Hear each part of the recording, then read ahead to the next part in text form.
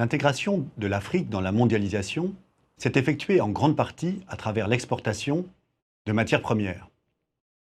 Pourtant, le continent ne pèse pas très lourd dans le commerce mondial des ressources naturelles. Mais en même temps, le continent renvoie, en particulier durant la dernière séquence de haut prix des matières premières, entre 2000 et 2014, l'image d'une région riche en ressources. Il s'agit ici de comprendre pour quelles raisons un grand nombre d'acteurs extérieurs s'intéressent aux ressources naturelles africaines. On commencera par confronter les représentations communes avec la réalité des potentiels africains en ressources naturelles. Puis, on essaiera d'expliquer les raisons de l'attractivité africaine pour les investisseurs extérieurs. Enfin, on montrera pourquoi l'Afrique est parfois considérée comme la dernière frontière de la mondialisation contemporaine. L'Afrique est-elle riche en ressources naturelles qui feraient défaut ailleurs? Le continent africain est souvent associé à une abondance particulière en ressources naturelles variées, hydrocarbures, minerais, mais aussi terres, bois, eau, ressources halieutiques. Cette richesse est bien symbolisée par l'expression utilisée par le géologue Jules Cornet qui qualifia en 1892 le Congo de scandale géologique, en raison de l'extraordinaire abondance et de la diversité de ses ressources minérales qui avaient été perçues dès les premiers travaux exploratoires. À y regarder de près, cependant, le continent ne pèse pas très lourd à l'échelle mondiale en termes de production ou de réserve de matières premières. Il représente environ 10% du pétrole, partagé de manière à peu près égale entre l'Afrique du Nord et l'Afrique subsaharienne, et 30% des minerais. Cette part augmente parfois notablement pour certains produits. Pour l'uranium, elle est de 23%, pour l'or, d'environ 40%, pour le manganèse, les ressources africaines représentent plus de la moitié des réserves mondiales. Pour le chrome, c'est la quasi-totalité, 97%. De plus, certains de ces produits, comme le coltan, sont stratégiques, car essentiels à l'industrie électronique contemporaine. Leur valeur est d'autant plus forte que leurs gisements sont concentrés dans un petit nombre de sites et un petit nombre d'États. D'une manière générale, il ne faut pas oublier que les grandes réserves mondiales sont ailleurs qu'en Afrique. Pour les hydrocarbures, elles sont principalement au Moyen-Orient et pour le pétrole, en Amérique latine, au Venezuela, en Bolivie, en Équateur, au Brésil ou en Amérique du Nord. Les grands pays du Nord, les États-Unis, le Canada, l'Australie, auxquels s'ajoutent la Chine, la Russie, ont des réserves énormes en ressources minérales de tout type, même si leurs besoins sont parfois aussi tout aussi considérables et que donc ils ne sont pas toujours de grands exportateurs. La question du potentiel foncier est plus complexe et nous l'aborderons plus en détail dans une autre vidéo. Retenons simplement ici que les années 2000 ont été marquées par un contexte de flambée mondiale des prix des produits agricoles qui ont culminé en juillet 2008. Cette hausse est liée à celle des prix du pétrole, qui encourage les investissements dans les agrocarburants, donc exerce une pression sur les terres disponibles pour l'alimentation. Dans un tel contexte, des discours tenus par des institutions comme la Banque mondiale, la FAO ou des cabinets de conseil internationaux vont accréditer l'idée qu'il existe en Afrique de vastes superficies de terres arables inexploitées, n'attendant que des capitaux et de la technologie pour être mises en valeur. C'est typiquement le genre d'idée représentée par cette carte. L'Afrique serait la région du monde qui compterait le plus de réserves de terres, c'est-à-dire de potentiel disponible pour l'agriculture. Il y aurait presque autant de terres agricoles disponibles en Afrique que dans l'ensemble du reste du monde. Nous verrons que la question de la disponibilité des terres africaines est infiniment plus complexe et qu'elle mérite d'être abordée avec précaution, car les enjeux sous-jacents sont considérables et cruciaux pour l'avenir économique, mais aussi politique et social du continent. Si les ressources africaines ne sont pas si importantes que cela en proportion, ni aussi disponibles qu'on le dit parfois, quelles sont alors les raisons de l'attractivité du continent pour les investisseurs?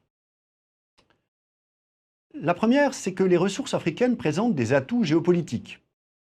Les voies d'exportation du pétrole africain, par exemple, empruntent le grand large, l'océan Atlantique vers l'Europe et les États-Unis, l'océan Indien vers la Chine et l'Asie, sans emprunter les détroits géopolitiquement exposés aux tensions du Moyen-Orient, comme le canal de Suez, le Bab el-Mandab ou le détroit d'Ormuz. La circulation du pétrole africain est relativement sûre, ce qui est une garantie jugée intéressante par les grandes puissances, comme les États-Unis ou la Chine, en période de tensions internationales. En outre, les 2 tiers de la production de pétrole et l'essentiel des réserves qui restent à découvrir se situent offshore, en mer. Cela signifie que l'exploitation y est à l'abri des troubles politiques susceptibles d'affecter le continent. Même pendant les périodes de guerre civile, en Angola ou au Congo-Brazzaville, on a continué à exploiter le pétrole comme si de rien n'était. Un autre facteur essentiel tient à la rentabilité d'exploitation des ressources naturelles en Afrique. Cette rentabilité est paradoxale, dans la mesure où les coûts de production sont très souvent largement supérieurs à ceux des autres parties du monde, notamment du fait de la faible qualité et de la faible densité des infrastructures. À titre d'exemple, au début des années 2000, quand il s'agissait d'exploiter le pétrole au Tchad, on estimait le coût de production d'un baril de brut à 16 $ au Tchad, alors qu'il était seulement de 1 $ en Arabie Saoudite. Comment expliquer une telle différence? Elle s'explique à la fois par la nature de la ressource et par son contexte géographique et économique. L'Arabie Saoudite est le premier producteur mondial. La production est importante depuis longtemps. Les infrastructures sont modernes et denses. Le pétrole est accessible, en abondance, à faible profondeur. Il est aussi de bonne qualité. Au Tchad, l'histoire pétrolière est récente. Les gisements sont enclavés à 1000 km des côtes, ce qui suppose la construction d'un système d'exportation coûteux. Et ce système d'exportation est d'autant plus coûteux à construire que le niveau des infrastructures dans le pays, les routes, l'électricité, etc., est très faible. Le pétrole, en plus, est profond, d'une nature visqueuse, il nécessite d'être chauffé, si bien que le coût d'exploitation est élevé. Mais alors, pourquoi ces gisements intéressent-ils tant les entreprises transnationales? L'Afrique fait figure, pour les entreprises du monde entier, puisqu'aux entreprises occidentales traditionnellement présentes se sont ajoutées au cours des dernières années des entreprises de pays émergents, pourquoi l'Afrique donc fait figure de dernière lice des compétitions extractives? Pour les terres agricoles, la ruée vers le foncier des années 2000 a donné un peu la même impression. L'Afrique est ainsi un continent où les entreprises peuvent acquérir des droits d'accès et d'exploitation des ressources dans des conditions très intéressantes, c'est-à-dire à la fois avec une certaine liberté et en bénéficiant d'une part élevée et de positions dominantes dans les consortiums d'exploitation. Sur la carte, on voit qu'une diversité d'entreprises intervient dans chaque pays. L'entreprise la première installée a souvent une position dominante, comme Chevron en Angola, Shell au Nigeria, Total au Gabon ou au Congo. Dans les grands pays producteurs de pétrole, les grands gisements sont au moins en partie contrôlés par des opérateurs nationaux, comme les entreprises pétrolières nationales, Aramco en Arabie Saoudite, Sonatrach en Algérie, Pemex au Mexique par exemple. Ces entreprises nationales peuvent rechercher des investissements extérieurs pour exploiter certains gisements pour lesquels elles ne disposent pas des technologies suffisantes, mais elles sont généralement très sourcilleuses quant à leur souveraineté. Or, en Afrique, les entreprises nationales sont beaucoup moins fortes, quand elles existent, à de rares exceptions près, ce qui laisse le champ libre aux entreprises étrangères. Enfin, la rentabilité de l'exploitation des ressources naturelles s'explique par des contrats généralement très favorables aux entreprises étrangères. D'une part parce que la Banque mondiale a accompagné, dans le cadre des plans d'ajustement structurel des décennies 80-90, la mise en place de cadres d'investissement très attractifs, des codes miniers, des codes pétroliers, des lois facilitant les investissements agricoles, avec une fiscalité incitative pour les entreprises, ce qui veut dire qu'elle est peu favorable aux États. Mais aussi parce que les États, encore inexpérimentés dans des secteurs nouveaux pour eux, sont souvent mal outillés pour négocier les contrats au mieux de leurs intérêts. En général, plus un secteur est ancien dans un pays, plus la part de la rente qui revient au gouvernement, au pays, est élevée. Les capacités de négociation sont supérieures et la perception du risque est moins grande pour les investisseurs. On le voit sur le schéma, la part du gouvernement est la plus élevée au Nigeria et en Angola, deux pays qui exploitent le pétrole depuis les années 50-60.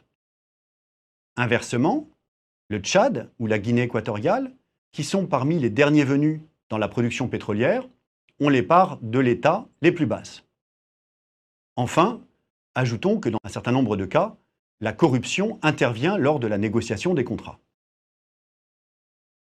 Enfin, du fait du retard pris par les explorations en comparaison d'autres régions du monde, à cause des conflits ou plus simplement de l'isolement, aggravé par le faible équipement en infrastructure, on a cherché en premier lieu là où c'était le plus simple, l'Afrique est aussi une des parties du monde où des découvertes encore significatives peuvent être faites, aussi bien en mer que sur terre. C'est particulièrement vrai dans le domaine pétrolier, pour ce qui concerne l'offshore ultra profond, où des découvertes importantes sont encore assez régulièrement réalisées. C'est vrai aussi dans des régions enclavées, parfois fortement affectées par l'instabilité politique, où les explorations peuvent encore amener à de nouvelles découvertes, comme par exemple le Sahara.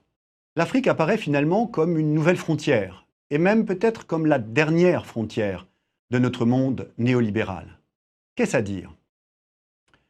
Il faut ici considérer le terme de front pionnier au sens où l'a défini l'historien américain Turner à propos de l'espace états-unien à la fin du XIXe siècle.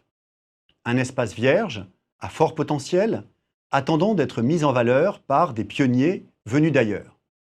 Chez Turner, la notion de front pionnier, traduite de l'anglais frontier, était très positive, associée à l'occupation du pays par une classe moyenne de petits propriétaires à l'origine de la démocratie américaine, en occultant, au passage, l'expulsion des premiers occupants indiens. Mais on comprend bien que le contexte africain est radicalement différent. La course aux ressources naturelles africaines est indissociable du contexte néolibéral qui caractérise la mondialisation contemporaine. Rappelons que si le libéralisme suppose l'effacement de l'État, le néolibéralisme voit l'État devenir un promoteur actif du marché. Ce contexte s'est installé en Afrique avec les plans d'ajustement structurel des décennies 80-90, censés permettre la sortie de la crise d'endettement où la baisse des prix des matières premières avait placé les pays africains. Les États africains étaient d'abord inégalement enthousiastes pour cette dynamique, mais ils s'y sont progressivement et ensuite massivement ralliés dans les années 90-2000. Le résultat, c'est la création d'un ensemble de conditions, notamment fiscales, extrêmement favorables aux investissements étrangers, ce qui veut dire, vous l'aurez compris, qu'il n'est pas très favorable aux États africains. En résumé, il convient de retenir que l'Afrique dispose d'un potentiel en ressources naturelles important, mais variable selon les ressources considérées. Si ce potentiel attire les investisseurs étrangers, c'est parce que le continent offre une bonne attractivité pour ce type d'investissement. Une sécurité des axes d'évacuation, mais surtout une rentabilité sans pareille dans le cadre de relations asymétriques au profit des acteurs extérieurs dominants. À tel point que l'Afrique apparaît comme un front pionnier, et même peut-être comme la dernière frontière de la mondialisation néolibérale, ce qui ne va pas sans poser des questions brûlantes concernant les relations entre les acteurs africains, les États, la société civile, les populations et les acteurs extérieurs, mais aussi concernant les relations entre les acteurs africains entre eux-mêmes à propos de leurs relations avec les acteurs extérieurs.